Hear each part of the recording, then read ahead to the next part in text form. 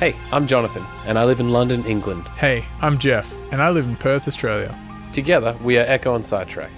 We produce music that sounds like this. And this. And even this. This podcast is about music, creativity, and everything in between the giant space that separates us. Welcome to A Band Apart with Ekko and Sidetrack. So today I went for breakfast for the first time in a restaurant. That's a big step, man. As an adult human, going to a restaurant for breakfast is a breakfast is a big restaurant. deal. Yeah, it was cool. You know, obviously breakfast is a favorite meal of mine, and it was beautiful to go up, not only to see my friend. I saw Seb, who listens to the podcast weekly, he says. He listens to one podcast every week, and it's ours. Oh, shout out to Seb. Big love, buddy. And it was really, I felt like a special moment for me, almost to like sit in a restaurant again and order a coffee. And yeah, it was odd. Well, I suppose give us a little bit of background about what's been happening in London, the pub UK, in the UK, yeah. In London, due to COVID, the pubs have been they reopened on July 4th, so that's like a week and a half. And some restaurants and cafes and stuff have opened for delivery. Some have opened so you can sit in, but are socially distanced. Others seem not to really give a fuck about social distancing. This one did. This one had social distancing measures and a hygiene pump of hand sanitizer out the front. Nice. Yeah, man, it's weird. Like post-COVID, like it feels like lockdown has ended in UK, even though I don't know if our numbers correlate to that actually being ending, but it just feels like everyone's a bit lighter on their feet and kind of going back to normal. Yeah, I suppose the end of like complete lockdown, you get a little bit of a breath of fresh air, and then it becomes the long journey to normalcy, which is, you know, where New Zealand's at and where parts of Australia are edging towards. Yeah. So how did it feel to be out in the wild? Felt out good. in the world. Out in the That's world. one of Out in the world, it words. feels good to feel. Feels good. That was nice. Did man. you ride the tube and stuff? Yeah, just the overground, just Dalston Junction. It's a 9-stop. Oh, lovely. 9-stop little ride. I read my book the whole way, which was really quite relaxing. And it was just That's a lovely. good little day out, good little morning out.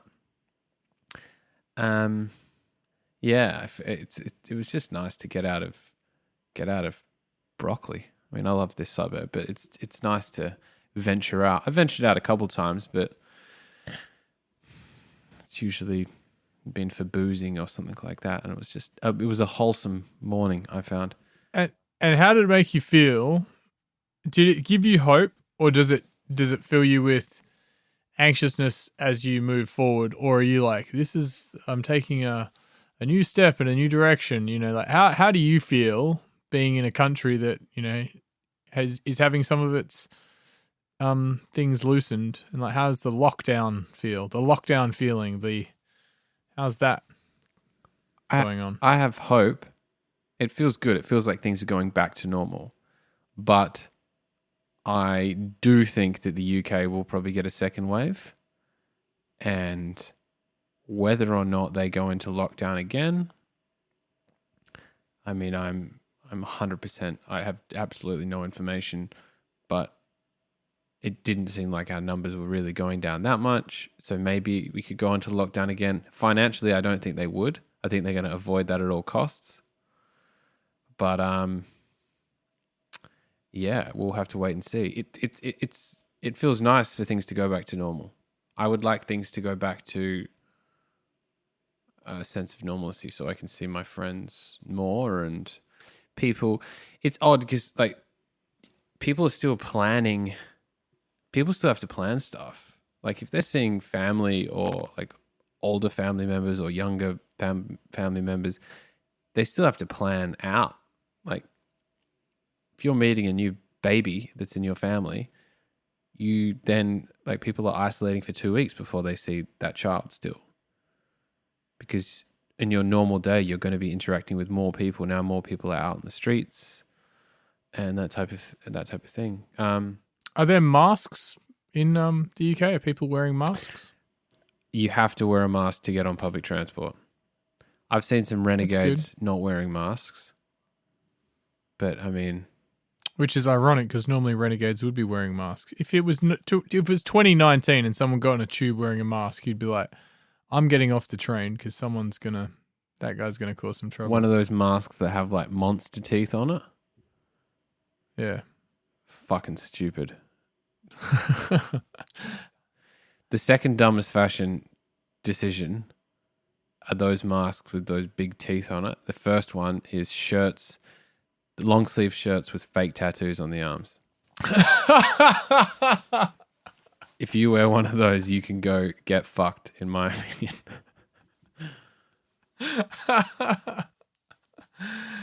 Yeah. Yeah. I often see ads for things on the internet and I'm like, one, why have I been targeted? What does my, internet presence say about me that I am a potential victim of this? And two, who the hell are these people that go like, ooh, long sleeved, skivvy looking thing with like tribal tattoos on it? Are you telling me I can buy 3 and get 1 free? I need 4 of these products. Or like even the Wish things. And I mean, it's ridiculous. There's some people in the world that season their eggs with salt, and there's some people that season them with paprika, Jeff. We're all a bit different, and some people just have a terrible taste in fashion. And those people don't eat eggs at all because they prefer eating some sort of sugary cereal and then wonder why they get sick. Maybe. But I mean, we're just being judgmental. I'm sure someone looks at what I wear and goes, that guy's a dickhead, which is fine.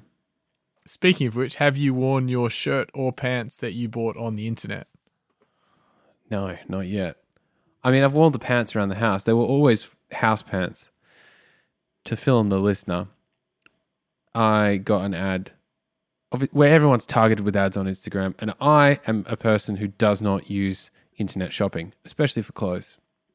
I think I've made 1 ASOS order in my life, which I enjoyed, and I'm going to do more of. But I'm just always resistant to it. I like the things tangible. I like to be there. I like to try them on to know that it's good. And part of this COVID journey for me is not doing that so much, and if I see something I like, just going to buy it. And I got an ad on Instagram the other day for a short and shirt matching combination. And I was like, that looks fucking sick. Was it from the same company? Yeah, Zaful, I think the company's called. And I went on. The shorts had sold out, but I saw the shirt and I still bought the shirt. And then there were some pants that looked like I've in the past referred to this type of pant as a freedom pant. Elastic at the bottom of the ankle, and they're slightly baggy, but not too baggy, with a low crotch. But they had it was like a funky pattern, and I liked it, so I bought it. I got the shirt. The shirt looks good. A little boxy, but it's good. The pants came, and they're very kind of living in an ashram feel.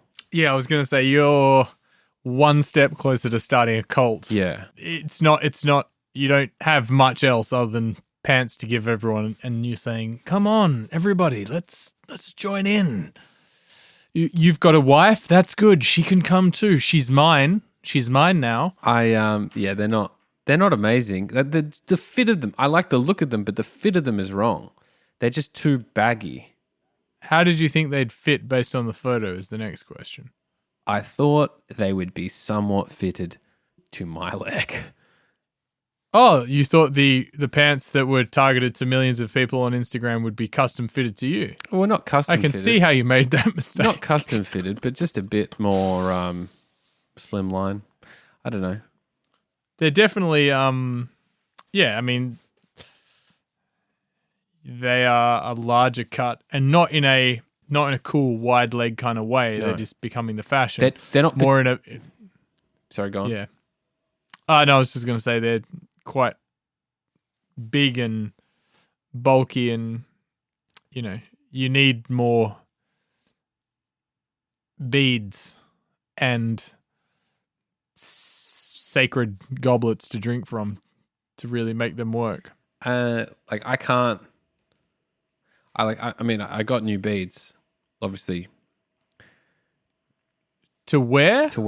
Well, I like your beads. But I mean that's less of a function. Did you say your manal beads? My mala beads, Imanu beads. No, your manal beads. Manal. Sorry, you keep breaking up. What do you say? Anal beads. I bought my anal beads to wear again. And you wear them around your wrist, so you're constantly ready, don't you? No, around my neck. Around, perfect. For easy access. No, so I got my mala beads, which are kind of spiritually helpful for me. That's more of that's less of a fashion choice, more of a mind and soul choice, if you will. Oh man, absolutely. I think they do what they're good for you. And I suppose my comment was more of a joke. Yeah, no, I understand that. But like, if I wear my beads and those pants, then I'm going in a direction that I don't really want to move forward. I feel like you should use the pants as a costume and use them as a statement. So go to the river, the Thames, and be dressed normally, then transfer into the pants, have a whole fish that you've bought from the fish market, and then hide the fish, go into the water, and then come out of the water holding the fish above your head and say, "I have provided for you. I will provide."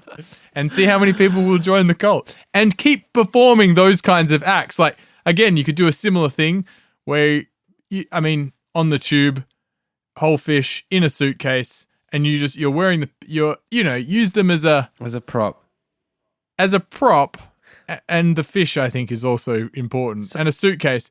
And if you could put a live fish in a suitcase that was still thrashing around, or maybe put some sort of robotic thing in it, one of those, so it does thrash around. One of those Billy Bass things that sings and moves really crappily.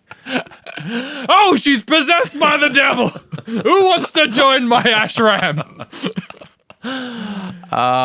Some guy did refer to me as Jesus the other day in like passing, just like a drunk guy. I was like, "Oh, there's Jesus." Did you give him a what? Oh, go with God, my son.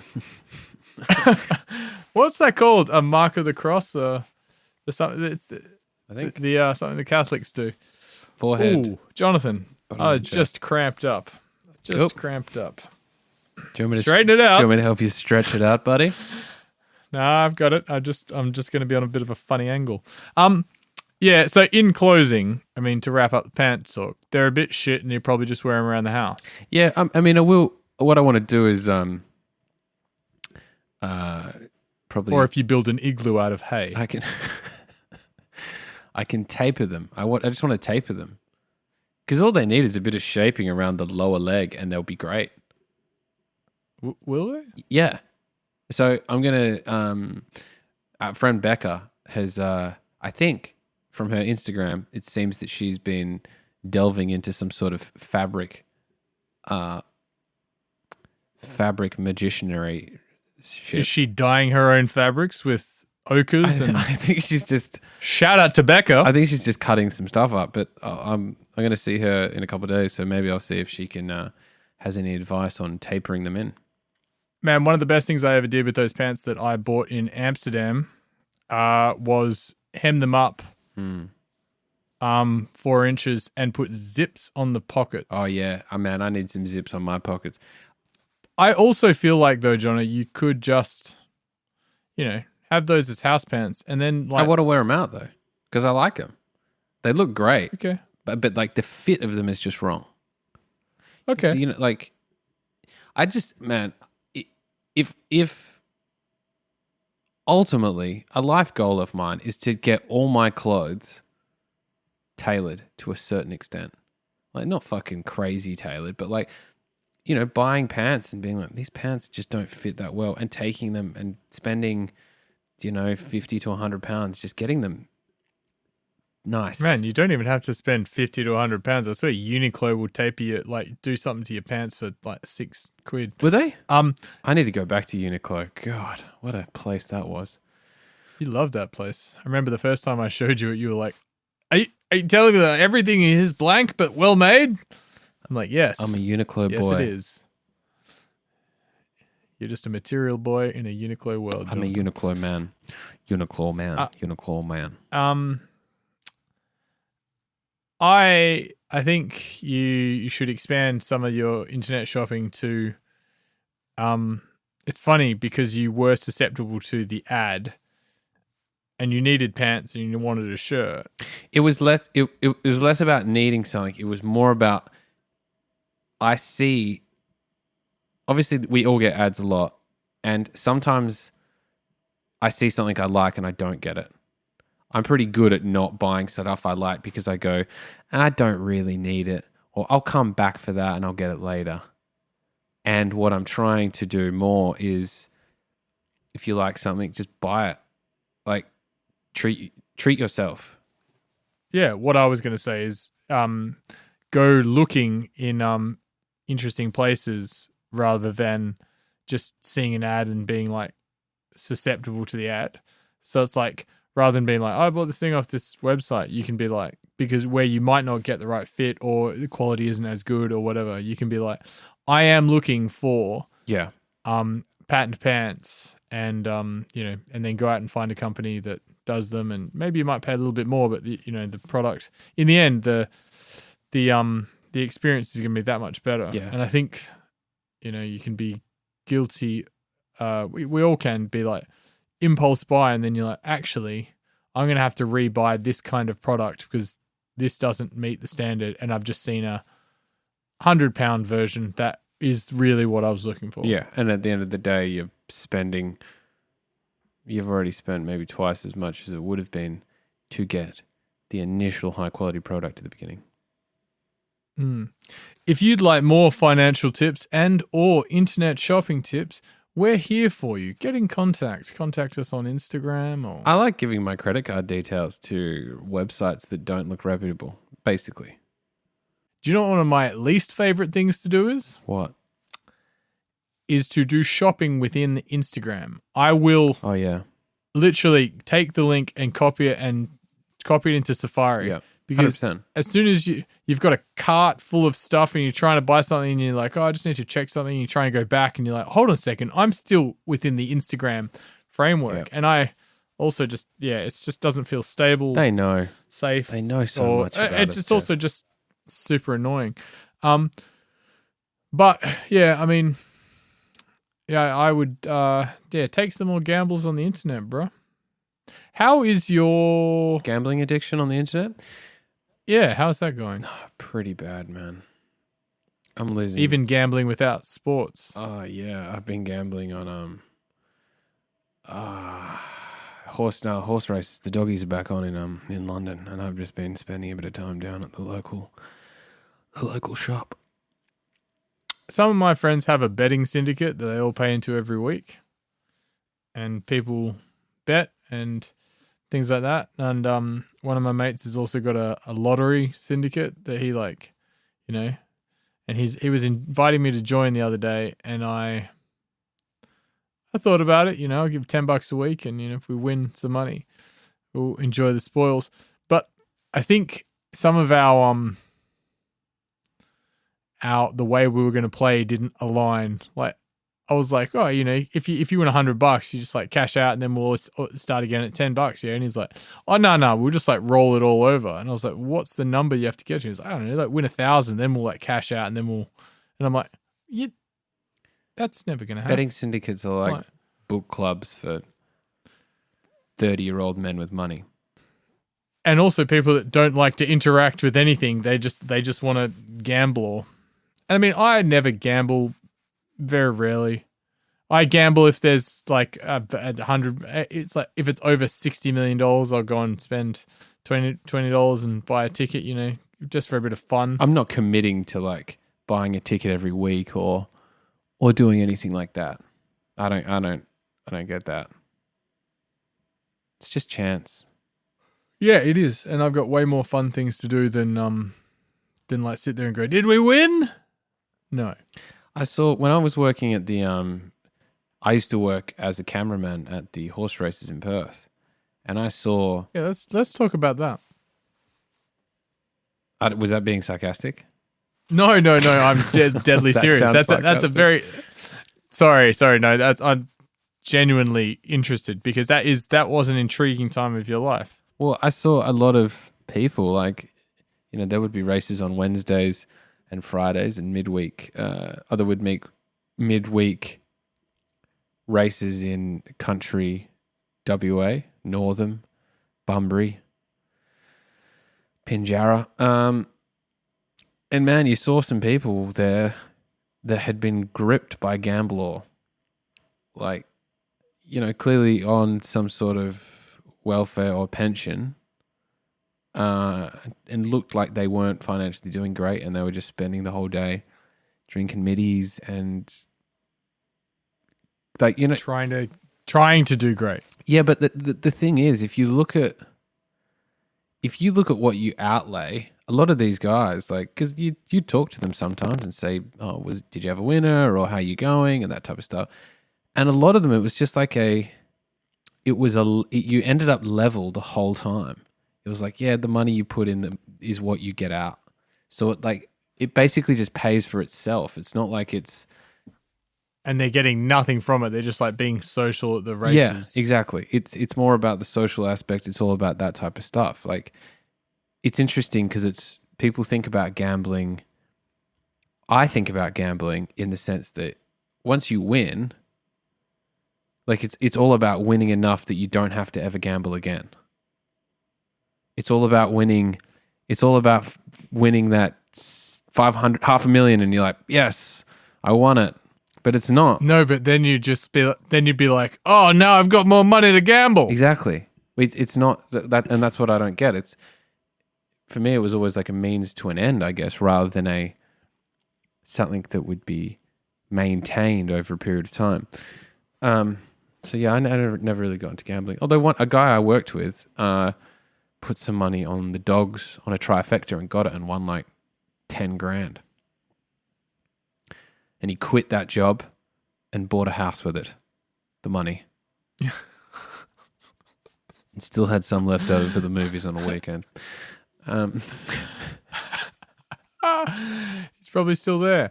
That job was very interesting, actually. That was an interesting little phase of your life. You would spend a lot of your time reading, wouldn't you? And that's kind of when I encouraged you to get into podcasts as well.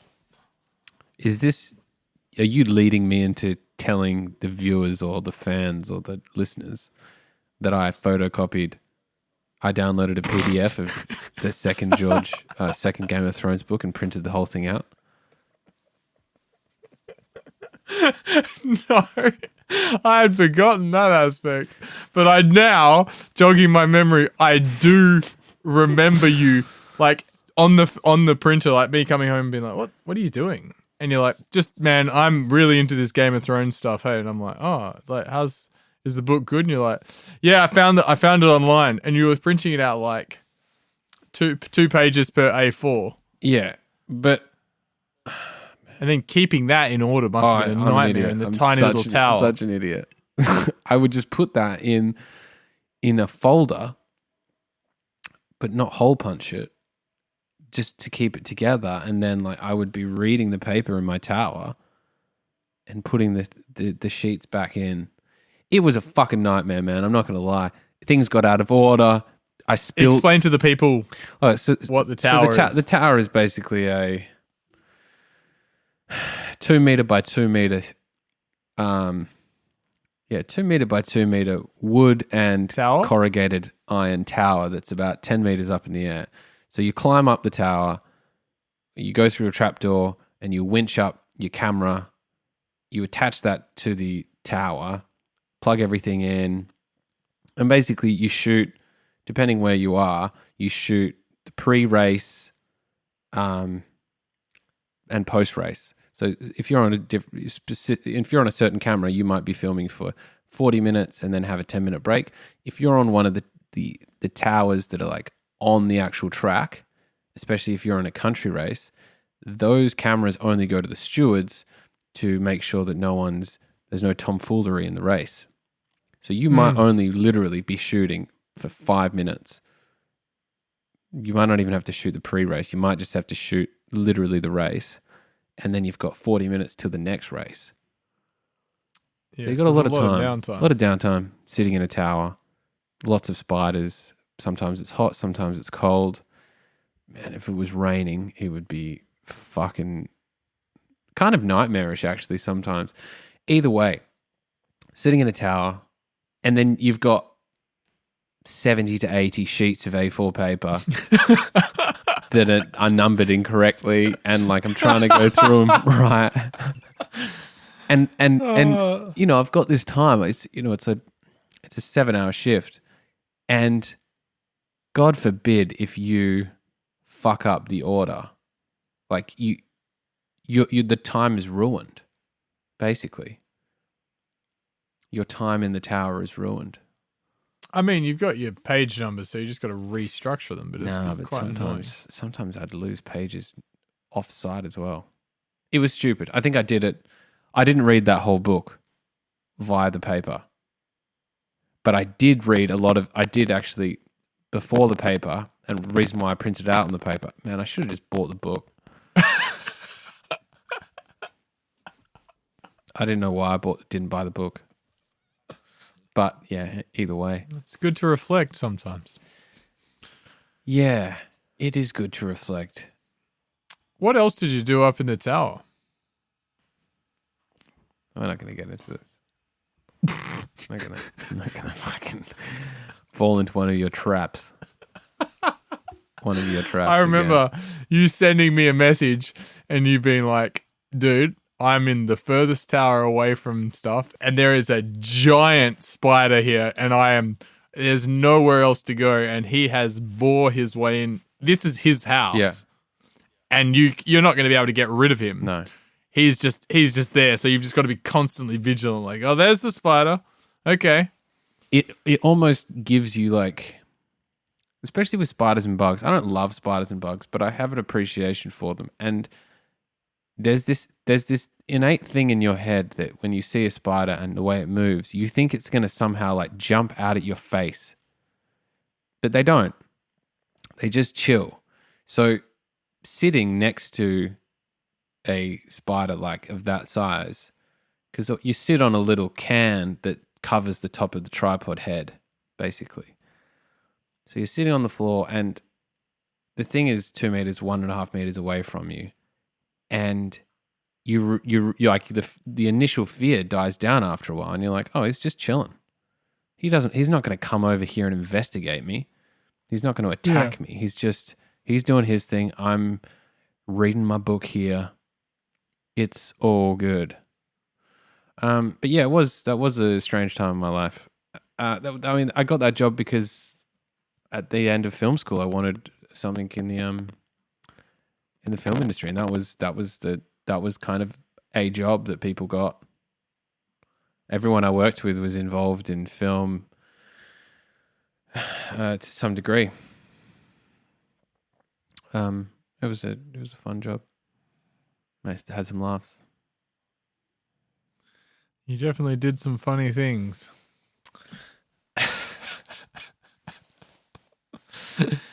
You're a funny guy, Jonathan. and you've always maintained the humor, whatever kind of job you've had. I remember you telling me there was a guy there that lied perpetually. Oh, as yeah, well. man. And you and another guy would try and capture him in his own lies. I think they actually ended up catching him in his own lie. But, I mean, the thing with, what are they called? Liars, people that just have to lie. Habitual lies, yeah, something like that. The thing with that is there's not ever a gotcha moment. There's never like a, you're right, guys, I lie because I just want to be liked and whatever, and there's no moving forward. Yeah. Which you kind of want as someone highlighting something. You want people to progress. And instead it was just like, well, how do you explain this? You know, you say you were here, but you were quite clearly somewhere else. And they're like you clearly caught in the lie. And he's just still just be like, I don't know. You know, it's, you know, something crazy things happen. Like it was just like, you never got that moment. No. And he might still be lying. And you know what? If he is, that's what kind of reality he wants to live in, then Oshkosh bagosh, good for him. Yeah. How did we even get onto that? Have you ever worked with someone that just lies? I thought of another one. I thought of another guy I've worked with. Yeah. There's some of them that are fun. Like, you know, I've been friends with some people that are just fucking, like liars, but you're still friends with. You just know you can't take what they say seriously. Or at all. Yeah. Any you can think of? No, I have avoided straight-faced liars. No.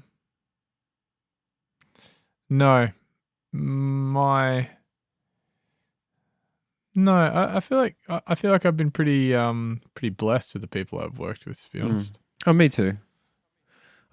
Me too. But I feel like you've crossed paths with some real like pieces of people shit. You've told me the story, and I'm like, what? Who are these people? I suppose you've worked in a lot of kitchens, and you've worked in. I reckon, Jonathan, I must say, I'm really proud of all the kind of wild jobs you've done, and even like little experiences that you do that I probably would be like, nah, it's not for me. Like, there's another way around this, and you've just gone for it. Like, you've done some great things, and I think even I was just thinking about you, moving to the UK and stuff like that. I would have loved to do that. I couldn't based on visa stuff, but the way you've handled yourself during this COVID-19 crisis is a testament to your character and your quality as a human being. I think you've done really well, and you've really adapted to living by yourself, and living with Wilson, the cat, and doing stuff. Yeah, really, really doing well. And I thought I'd just say that. Thanks, buddy. And you just talking about these like wild, weird jobs you kind of had. That's it all adds to you the texture and the rich tapestry that is your life and the framework for your new pair of pants. Well, essentially. Thank you very much for saying that. That's very kind, and feels nice coming from you. And I would say that I think having a rich tapestry, having a life that's making your life as interesting as possible is what you should be wanting to do. And I think absolutely. Both of us will say yes to things knowing that it will be an interesting experience, more so than something we might want to do, necessarily enjoy doing, or whatever. It might be a fucking terrible experience, but there is some point. If I think about the worst I've ever felt in my life, times I've felt really bad, there's still a part of me that's like, this is a pretty crazy thing to happen. What would one of those moments be that's podcast friendly?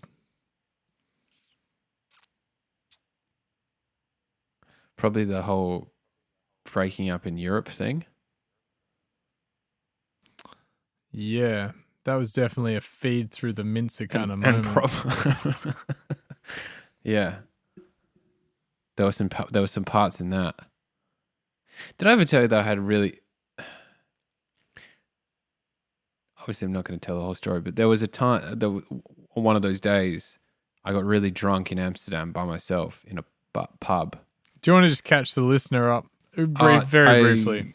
I was in Europe, and my relationship with my then girlfriend came to a halt. Crumbled like a piece of vintage cheese. But we still traveled together. Ah, crap! I'm so sorry. Oh, fuck. The rest of the podcast will happen from this distance. Oh my gosh. So we'd been, whatever. This is coming to the end of our time together. And I went and drank because I was miserable, obviously. And I went and drank. Because she had broken up with you and then just like kind of said, that'll be cool, hey? No, and just like gone off. We didn't and necessarily you were like, break up. There was some other issues. Some things went down, and it just wasn't a good time. Let's just say that. I don't need to throw her under the bus. But I was obviously upset, and when you're 23, maybe 24, 23, who knows? Anyway, I was drinking quite a lot, and one day I just went and started getting drunk at like in the afternoon sometime. And this is when you could smoke in a pub. I remember I was smoking Marlboro Reds in this pub in Amsterdam, and no one... You didn't give a fuck. No one was speaking English. Everyone was speaking Dutch. It was the bar woman was this buxom older lady who was smoking cigarettes and serving beers. Like, it was like a locals pub, but it was just around the corner from me. I can't even remember where we stayed. All I know, the hostel had a really steep staircase to get up into the foyer. That's every building in Holland. Yeah, but it was in Amsterdam from the street before you went through a door. It was really steep. I'm sure we could find it and go to that pub again. Anyway, as I got drunker and drunker, there was a guy that started to pay more attention to me. And in Amsterdam, that's worth money. And I think maybe some people started to talk to me, or like, just bar chat. Anyway, I was so drunk, I don't really remember much, but this American Indian guy who was half American Indian and half Dutch started talking to me. He's the guy that showed interest. He was like, "Are you okay?" And he gave me some fucking solid advice. Some really solid advice. I remember him because I was obviously very sad and upset, and he gave me some like fatherly advice. How old was this Native American man? He was like 60s. I was like, my relationship's kind of coming to an end. He's like, it happens, told me some of his experiences, and I left there feeling so much better. So much. What was the advice? I honestly can't remember. I was so drunk. But I remember I was sad and lonely and didn't want to talk to anyone and just wanted to wallow. And I left that pub being like, fucking life can be better. And I went home and went back to the hostel room, and I remember fucking yelling at and telling her to fuck off and being like really standing up for myself in some way, expressing my feelings. That's cool that the wise Native American really imparted weird, some man. knowledge on you. It was weird. It was weird to the point where when he said like, I'm half American Indian, I'm half Native American and half Dutch, I was like, this guy seems to just be like this random alcoholic in this part. Like, he didn't particularly look Native American, but like hearing that and hearing him say that I was okay, I think in my head I was like, this is some sort of divine intervention of like spiritually, this guy is, I don't know, the universe has brought him to me or something. And I was more open to listening to him rather than some older, middle-aged, drunk Australian man being like, come on, mate, it's going to be okay, you know, whatever. Yeah, I think that's good. So that would be one of those moments that you're like, I feel down, but I'm richer for it. Yeah, but it was also one of those moments of like, I don't know what to do. You know, it'd be interesting. Just go get fucking drunk in that pub. Let's just go get wasted. I didn't call, and it's not like I called anyone. I was like, maybe this isn't a good idea, or like, I mean, I didn't really have any friends in Amsterdam at that time, so I probably couldn't have called anyone. But it was just like, if I go do that thing, there's got to be something interesting that comes out of it.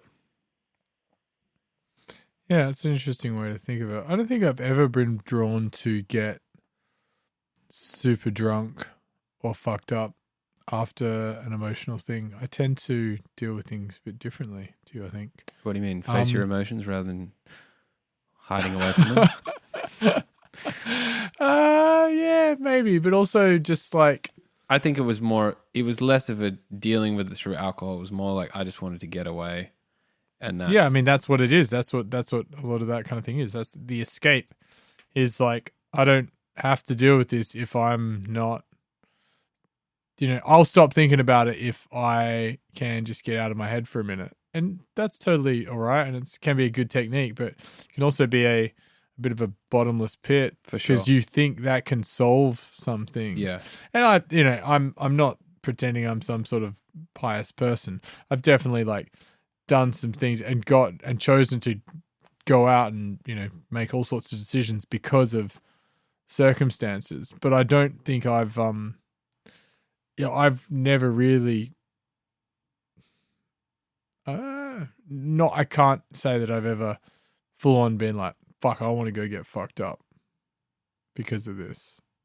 Maybe subconsciously it's been there, but I don't think I actively made the decision like, let's go get drunk. I think it was like, I'm going to go drink with the...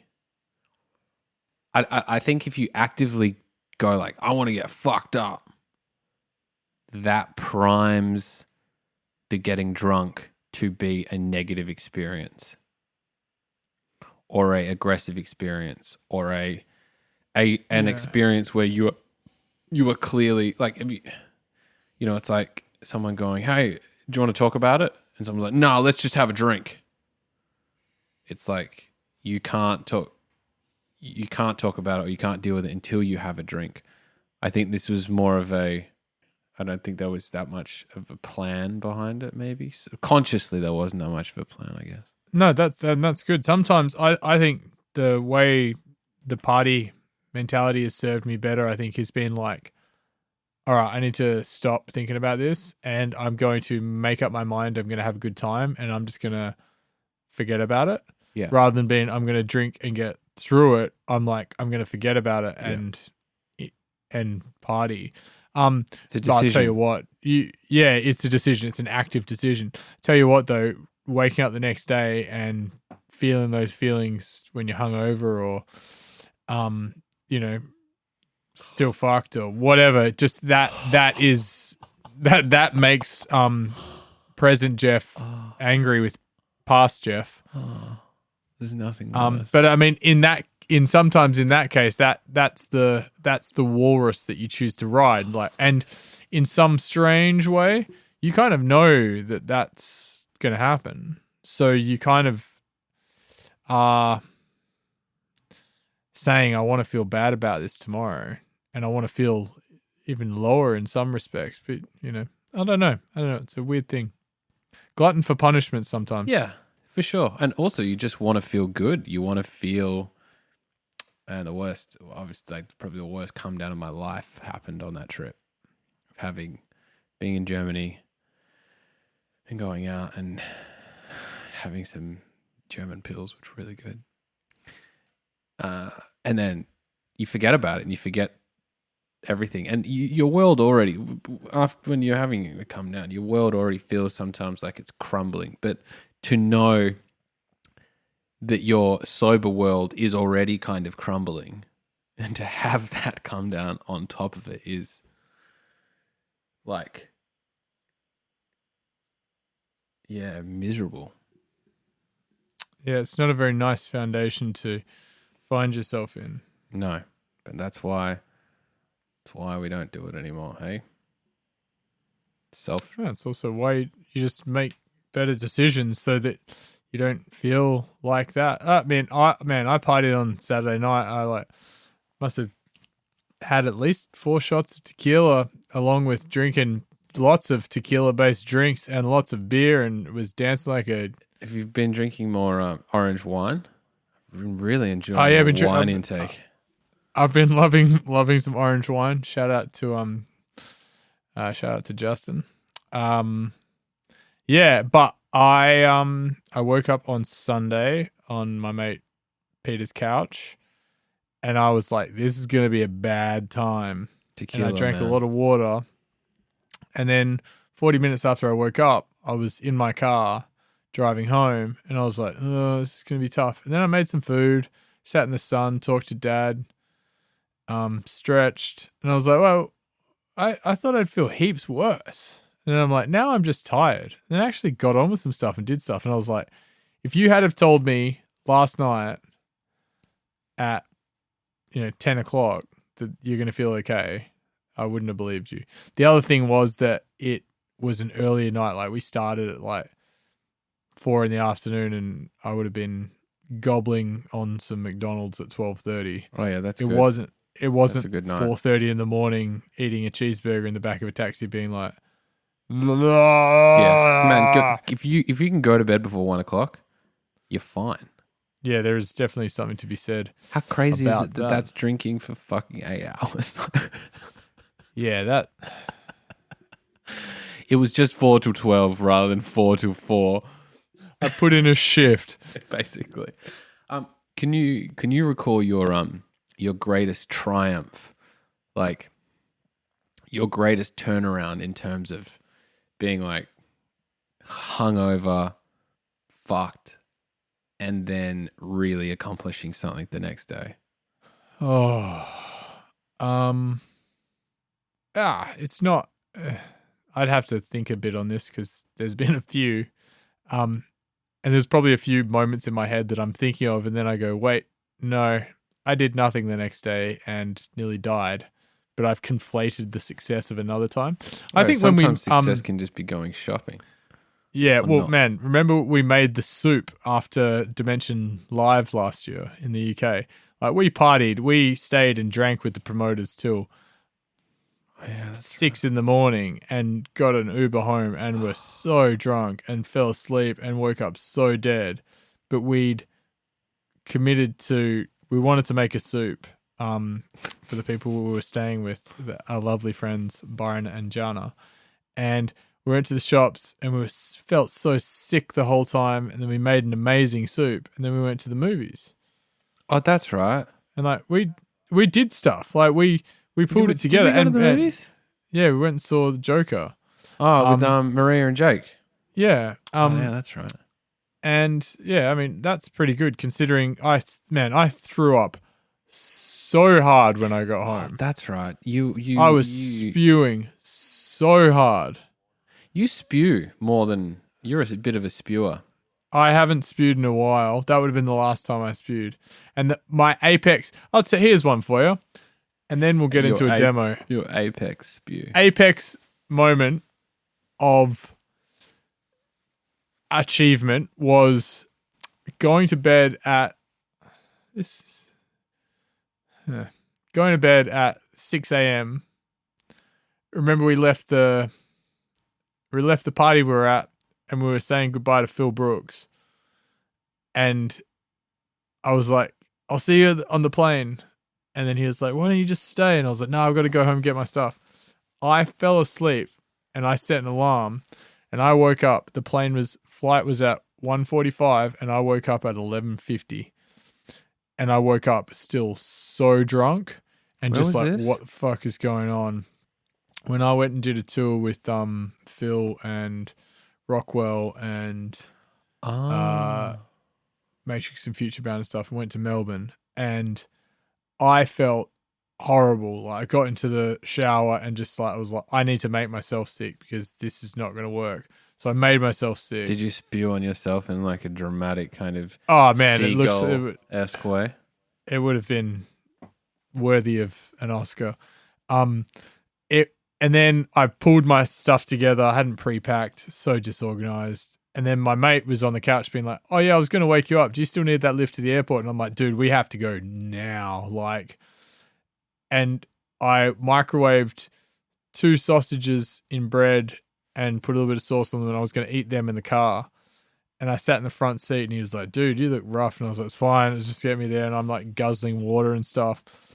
And about 20 minutes into the drive, about 10 minutes from the airport, I go, "Can you please pull over?" And he's like, "Why? What's wrong?" And I was like, "Just pull over." And the plate, I picked up the plate, the now empty plate, and I spewed onto the plate, balancing it like it was a flat plate, man. And I balanced spew onto that plate. And he was like, "Oh my gosh, this is happening." And he pulled over. He reached over and opened the door so I could basically just fall out and drop the plate and then just keep spewing and like lurching in the emergency lane of the freeway. And then I was like, "Oh my gosh, I feel so much better." And then I got in the car, took a big guzzle of water, left the plate there, and arrived at the airport with 20 minutes to spare, and the flight had been delayed. Well done. And then I flew to Melbourne and felt like dying the whole time. Then you had a beer in Melbourne. And then I pulled it together, played, and then partied again that night. And I got home and at 6 o'clock in the morning, and they were like, "Checkout's at 9." I was like, "Can I please have a little bit longer?" And they called me about 8 times, and I don't even remember speaking to them the first 4 times. And I was like, "Just a little bit longer." And she was like, the final time she did it was someone banging on the door, and I was like, "What's going on?" And I opened the door, and she's like, with the chain on it though, so they couldn't keep me out. She goes, "It's now 1:30 in the afternoon, and if you don't leave, we're going to have to charge you for another night." And I wasn't staying another night because I was going to go stay with a mate. And I was just like, I am a piece of work. And so I was like, "Give me 5 minutes." And she's like, "I'm going to wait here because last time you said 5 minutes, you went to sleep for 45 minutes. And I felt like just like what we do in real life. I felt like I'd been told off by mum. And I was like, "Man." And then I got in the shower, had the audacity to get in the shower. Oh yeah, I'll get in the shower when someone says 5 minutes to me and fucking stand there for 10. Do you remember? We don't need to continue telling these stories. Maybe we could tell these stories for a long time. But yeah, that's a moment. Well, yeah. And then I pulled it together the next day and went and met my mate for breakfast. And I was like, "What have I done?" Like, I think the key to beating a hangover is to pick something quite simple and achieve it, and then just let the momentum of achievement grow until you're writing a novel by 8 o'clock that night. Yeah, 100%. If you sit in the shame of your doings of last night, it's only a path to destruction. I agree. Do we have time for a demo? Or should we just leave it? Should we leave this demo-less? And okay, just you can leave let it exist as a beautiful conversation between 2 brothers. Yeah, it's been a real meandering one, considering we have recorded a podcast with Ruth Royal, and that's going to come next week. And we didn't really know what to talk about this week, but we just decided to dive in, and as we do, and yeah, wow, look at us. If you haven't already, go check out our new single, Paper Birds, featuring Ruth Royal. It's on all your favorite streaming sites, YouTube, Spotify, SoundCloud. Go listen to it and tell us how you feel about it. Yeah, it's we really value the feedback that you've given us, and happy with the reception of it, Jeff? yeah, a lot of love, and it's really cool to see people reacting and feeling, and it'll be even cooler to play it in a club, hopefully sooner rather than later, and yeah, make you have those feelings in real life. Yeah, let's leave this one demoless, and let's wrap it up there. Fantastic. As always, it's great to see you. It's great to see you too, man. You're really flying, and I feel like if your future self had have run into yourself at that at that Amsterdam bar. Oh, Jeff, maybe I was the fucking half American Indian guy. Maybe that was me doing a bit. Maybe that was future me. What kind of pants was he wearing?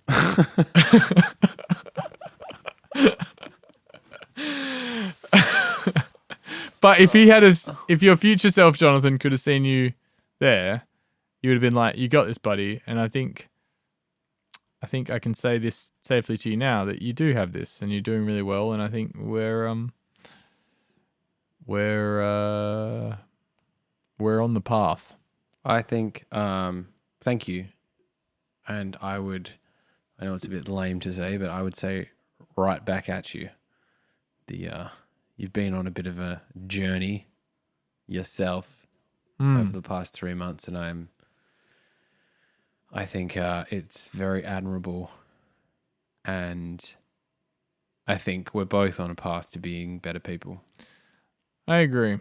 Because of our journeys and our podcast, where we tell people how good we are. Our feelings. Hang on, let me just fart and sniff it up. That smells smug. Thanks so much for listening, guys. We'll see you back next week with our conversation with Ruth Royal.